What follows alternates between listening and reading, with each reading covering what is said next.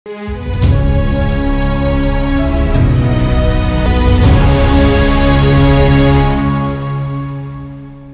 दोस्तों, राजनीति की बातों में आपका स्वागत है। मैं हूं आपका दोस्त धर्मेंद्र कंवारी और हरियाणा के दूसरे मुख्यमंत्री यानी कि राव वीरेंद्र सिंह जी की कहानी फिर से आगे बढ़ाते हैं। दोस्तों राव वीरेंद्र सिंह जी की राजनीतिक यात्रा को मोटे तौर पर अगर हम देखें तो दो हिस्सों में उसको बांटकर हम देख सकते हैं। एक हिस्सा तो 1952 से शुरू होता है और दूसरा हिस्सा फिर 1966 से शुरू होता है। एक हिस्से में उन्होंने सियासत को समझा, राजनीतिक रूप से वो आगे बढ़े और दूसरे हिस्से ने हरियाणा का दूसरा मुख्यमंत्री बनने का उनको अवसर दिया। आज के वीडियो में हम उनके पहले हिस्से पर और उस हिस्से के दौरान हरियाणा में किए गए कामों पर बात करेंगे। और 1947 में राव वीरेंद्र सिंह जी ने जब एक कैप्टन के रूप में इस्तीफा देकर सेना से वो रामपुरा हाउस आए थे तो राव बलबीर सिंह जी की चल अचल संपत्ति का संचालन, उनकी गद्दी का संचालन, रामपुरा हाउस का देखरेख उन्होंने शुरू की तो उन पर मुकदमों की बाढ़ आ गई थी। पिछले वीडियो में हमने जिक्र किया था। वो अदालतों थानों के चक्कर में काफी साल उनके गुजरे और 1952 में सियासत में वो सक्रिय हुए क्योंकि उनको ये पता चल गया था कि अगर अपने विरोधियों को हराना है, अगर अपने विरोधियों पे हावी होना है तो उसका एक ही तरीका है और वो है राजनीतिक रूप से मजबूती। राव वीरेंद्र सिंह जी ने 1952 में रेवाड़ी विधानसभा क्षेत्र से अपने जीवन का पहला चुनाव लड़ा था जमींदार पार्टी की टिकट पर, लेकिन वो सफल नहीं हो पाए।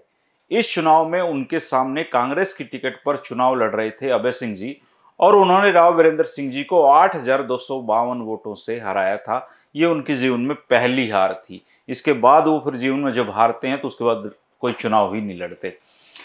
इसके बाद राव साहब ने सोचा कि यूं बात नहीं बनेगी, अपनी पार्टी बनानी चाहिए और बड़ी ताकत बनना चाहिए। उनकी नजर पूरे अहिरवाल के क्षेत्र पर थी और उन्होंने किसानों और मजदूरों के नाम पर एक नई पार्टी बनाने का फैसला किया और उसका नाम रखा किसान मजदूर पार्टी। हालांकि वो बाद में विशाल हरियाणा पार्टी बनाते हैं, लेकिन उससे पहले उन्होंने किसान मजदूर पार्टी बनाई थी। 1954 में राव वीरेंद्र सिंह जी ने अंबाला मंडल से एक इंडिपेंडेंट कैंडिडेट के रूप में एमएलसी का चुनाव लड़ा और वो चुन लिए गए। 1966 तक वो एमएलसी पंजाब विधान परिषद के सदस्य रहे और 1954 में ही राव वीरेंद्र सिंह जी की दोस्ती ज्ञानी गुरमुख सिंह विसाखपुर जी से हो गई। वो एक बहुत बढ़िया नेता थे और उनका व्यवहार बहुत अच्छा था। वो पंजाब कांग्रेस कमेटी के उस समय अध्यक्ष थे और ज्ञानी जी ने राव वीरेंद्र सिंह जी के रास्ते कांग्रेस में आने के लिए खोले और 1954 में फिर राव वीरेंद्र सिंह जी कांग्रेसी हो गए।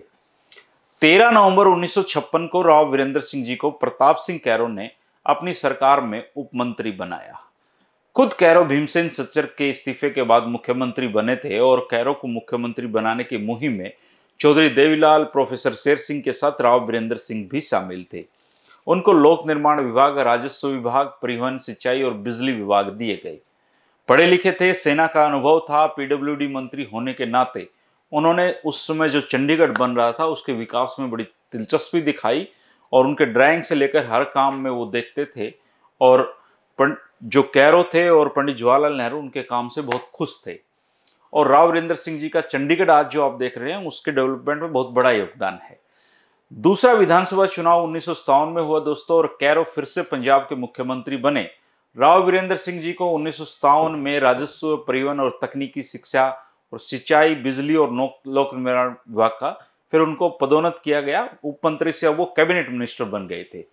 राव वीरेंद्र सिंह जी ने इस दौरान चौधरी भीम सिंह को अधीनस्थ जो चयन बोर्ड होता है उसका अध्यक्ष भी नियुक्त करवाया था। ये उनकी एक बड़ी उपलब्धि उस काल की थी।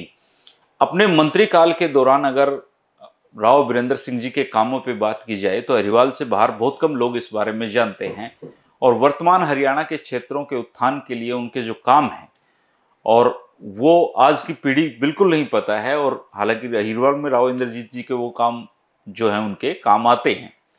और अहिरवाल के इलाका तो दोस्तों आप जानते हैं कि उस समय बहुत पिछड़ा हुआ था। हालांकि प्रदेश के अन्य इलाकों से आज भी मैं इसको पिछड़ा हुआ इलाका कहूँगा, लेकिन तब आप अंदाजा लगा सकते हैं कि उस समय क्या हाल रहे होंगे। और अंबाला, जालंधर, होशियारपुर, अमृतसर जिलों के मुकाबले तो हिंदी क्षेत्र के जो गांव थे, शहर थे, वो कहीं थे ही नहीं। लेकिन राव वीरेंद्र सिंह जी की एक पॉलिसी थी, एक उनका विजन था कि अगर सड़कें बन गई तो फिर विकास का रास्ता भी खुल जाएगा। और राव साहब अक्सर कहते भी थे कि अगर सड़क बन जाएगी तो विकास तो खुद चलकर आ जाएगा।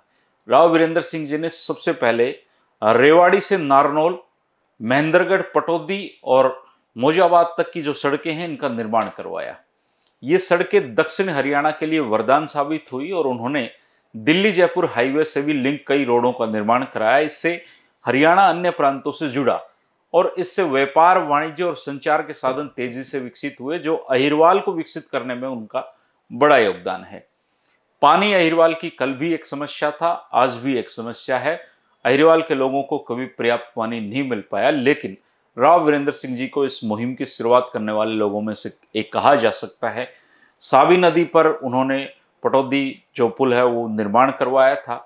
इससे एक तो परिवहन और संचार को गति मिली, दूसरा उन्होंने रेवाड़ी इलाके के लिए साहबी नदी के से पानी उठाने के लिए बहुत सारे ट्यूबवेल लगवाए और पंप हाउस लगवाए थे। उससे क्षेत्र के बहुत ज्यादा लोगों को पानी मिला। दहीना जल लिफ्ट योजना उन्होंने शुरू करवाई थी और इससे गांव-गांव तक पानी पहुंचाया गया और रेवाड़ी और आसपास के इलाकों की पेयजल समस्या का इससे समाधान हुआ।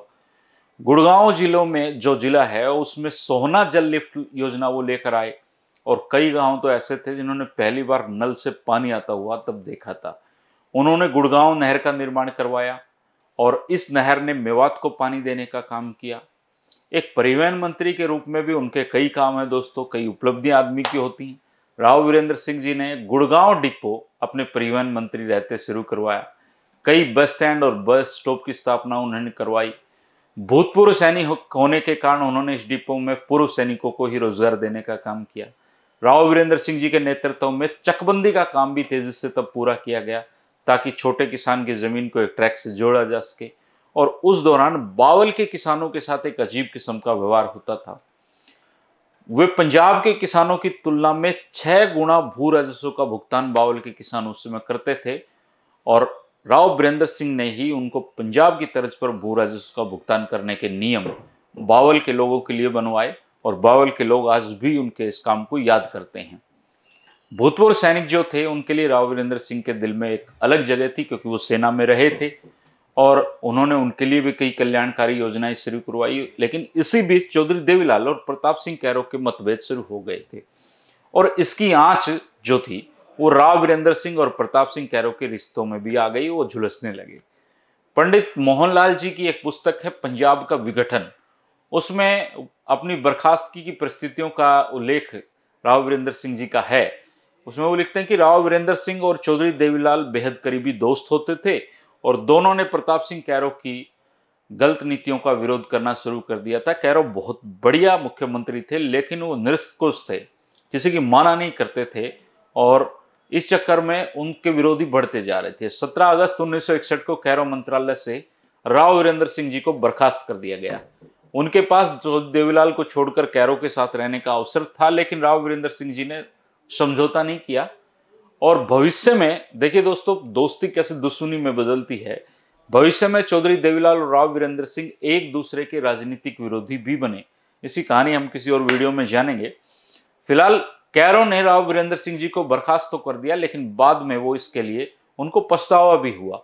उन्होंने जनसभाओं तक में कहा कि राव वीरेंद्र सिंह जी बहुत मेहनती और ईमानदार मंत्री थे, इनको बर्खास्त करना मेरी गलती थी। कैरो ने ही राव साहब को पंजाब सरकार का रक्षा सलाहकार भी नियुक्त किया और 1962 में भारत चीन युद्ध के दौरान राव वीरेंद्र सिंह जी ने प्रताप सिंह कैरो के साथ बहुत महत्वपूर्ण भूमिका निभाई और पूर्व सैनिकों के बच्चों को स्कॉलरशिप देने का जो काम है उस समय वो शुरू हुआ था, उसमें राव वीरेंद्र सिंह जी का योगदान था। उन्होंने कई सैनिक स्कूलों और सैनिक कल्याण बोर्डों की स्थापना भी करवाई थी और पूर्व सैनिकों की उदारतापूर्वक मदद करने का काम भी राव वीरेंद्र सिंह जी ने किया था। राव वीरेंद्र सिंह फिर द्विवार्षिक चुनाव में फिर से पंजाब विधान परिषद के लिए चुने गए।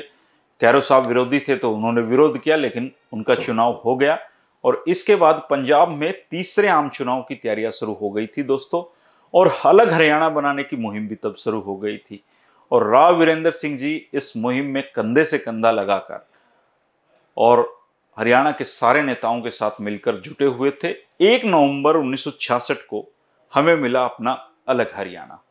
हरियाणा के पहले मुख्यमंत्री बने पंडित भोगोदयाल शर्मा और उन्होंने सर्वसम्मति से अपने दाहिने हाथ रामकृष्ण गुप्ता जी को हरियाणा प्रदेश कांग्रेस कमेटी के अध्यक्ष के रूप में नियुक्त करवाया। पंडित भगवत दयाल जी उस समय बहुत बड़ी भूमिका में थे और उनको लग रहा था कि उनका राज बहुत लंबा चलेगा, लेकिन कहते ना ये हरियाणा है प्रधान, तो वो बहुत थोड़े समय हरियाणा के मुख्यमंत्री रहे और ऐसी राजनीतिक उठापटक शुरू हुई कि पंडित भगवत दयाल के बाद हरियाणा के मुख्यमंत्री बने राव वीरेंद्र सिंह जी, लेकिन वो भी बहुत थोड़े समय रहे मुख्यमंत्री। और चौथा जो आम चुनाव था वो 17 फरवरी 1967 को होना था और इस चुनाव में राव वीरेंद्र सिंह जी, ये चुनाव एक वरदान उनके लिए था क्योंकि हरियाणा के दूसरे मुख्यमंत्री बनने का भाग्य और कुर्सी उनका इंतजार कर रही थी और चौधरी देवीलाल उनको मुख्यमंत्री बनाने वाले प्रमुख नेताओं में से एक थे। लेकिन दोस्ती और दुश्मनी राजनीति में कब हो जाए दोस्तों पता नहीं चलता है। उसका जो बिगाड़ था चौधरी देवीलाल के साथ, वो एक गजब कहानी है दोस्तों। हम उसका आगे जो कल हमारा जो 3 बजे वीडियो आएगा उसमें हम उनके मुख्यमंत्री बनने की कहानी पर बात करेंगे। उनके जीवन के कई पहलू हैं दोस्तों, बहुत लोगों ने उन पहलुओं को कहीं कहीं पर रखा है, तो सारा इकट्ठा करके आप तक लेके आएंगे। कुछ दिन तक अब राव वीरेंद्र सिंह जी पर बात करनी है। जैसा कि हर वीडियो में मैं आपसे अपील करता हूं कि आप अपने अनुभव जरूर लिखा करें। अगर अहिरवाल के जो भी साथी इस वीडियो को देख रहे हैं, राव वीरेंद्र सिंह जी पर कुछ सुनी हुई बातें, आपके अनुभव आपके बुजुर्गों ने बताए हों, तो वो जरूर इसमें लिखें ताकि ये वीडियो समृद्ध हो सकें, जानकारियाँ बढ़ सकें और अच्छी अच्छी जानकारियाँ लोगों तक आप तक पहुँचाई जा सकें। जिन साथियों ने चैनल को सब्सक्राइब नहीं किया है वो सब्सक्राइब का बटन दबा लें दोस्तों, ताकि 3 बजे राजनीति की बातों में हम मजे ले सकें, इनका आनंद ले सकें और हमारी जानकारियां बढ़ सकें। शुक्रिया, नमस्कार।